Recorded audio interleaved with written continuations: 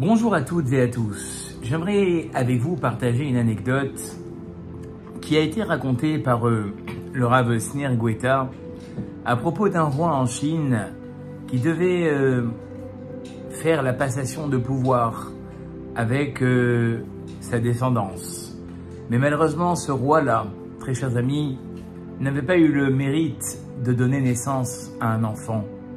Et voyant le temps finalement avancer très vite, il décida de convoquer tout son royaume en leur disant finalement: je veux que chacun d'entre vous amène ses enfants et nous allons ensemble décider, à défaut d'avoir un fils de sang, qui est le plus méritant parmi vos garçons d'avoir la succession de la royauté.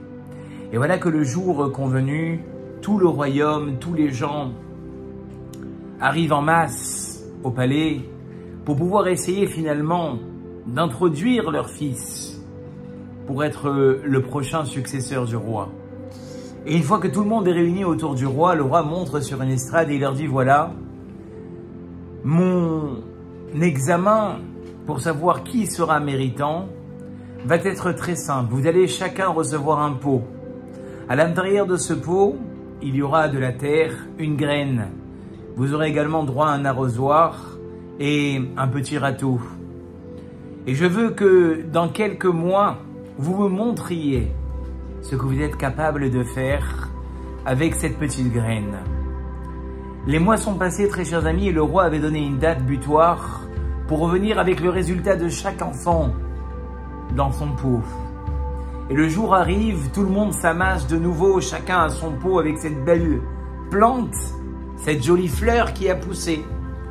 Et au moment du rendez-vous, le roi s'esquive et demande à son cocher de le prendre dans la ville pour aller chercher peut-être qu'il y avait encore un enfant qui, lui, n'avait pas pu, faute de moyens, se joindre au rendez-vous et montrer sa plante. Le roi décida, pour cette recherche, de se déguiser. Il prit avec lui le cocher, ils commencèrent à rouler vers les quartiers défavorisés. Arrivé dans ces quartiers défavorisés, le roi voit au loin un petit enfant assis sur un tronc, avec dans la main le pot et une plante tout affaissée, tout avachie. Il s'approche de lui déguisé et il lui dit: qu'est-ce qu'il t'arrive? Il lui dit: j'aurais voulu faire plaisir au roi. Je me suis occupé de cette plante, mais elle n'a rien donné. Je suis triste de ne pas pouvoir amener un résultat au roi. Le roi a dit: c'est lui mon successeur. Il a donc pris cet enfant, l'a amené au palais devant tout le monde. Il a dit: voici mon successeur.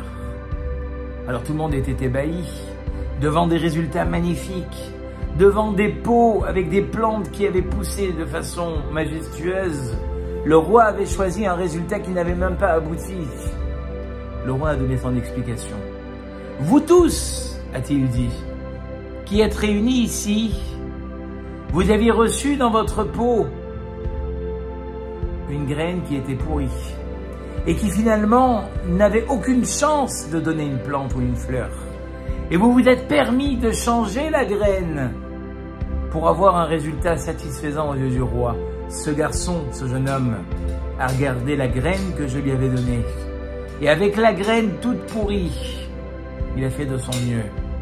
Eh bien, le Rav Sneur Guetta a dit que la parabole nous montre que très souvent dans notre vie, nous avons un regard sur une vie qui ne nous correspond pas. Et notre vie, nous ne sommes pas prêts à l'accepter. Nous la mettons de côté, nous abandonnons. Nous sommes trop défaitistes. Alors que dit le Rav, ce qu'Akadosh Baruch Hu attend, c'est qu'avec notre vie, nos problèmes, nos épreuves, nous soyons capables, et nous avons la force en nous, d'arriver à nos objectifs sans jamais regarder ou sans jamais être jaloux d'une vie qui ne correspond pas. C'est avec ma famille, mon potentiel, mes capacités et mes défauts que je suis capable d'arriver au but, si seulement je décide de ne pas changer ma vie avec une vie qui ne me correspond pas. Je vous souhaite une très très bonne après-midi. Je vous dis à très très bientôt pour un nouveau Selfie Torah.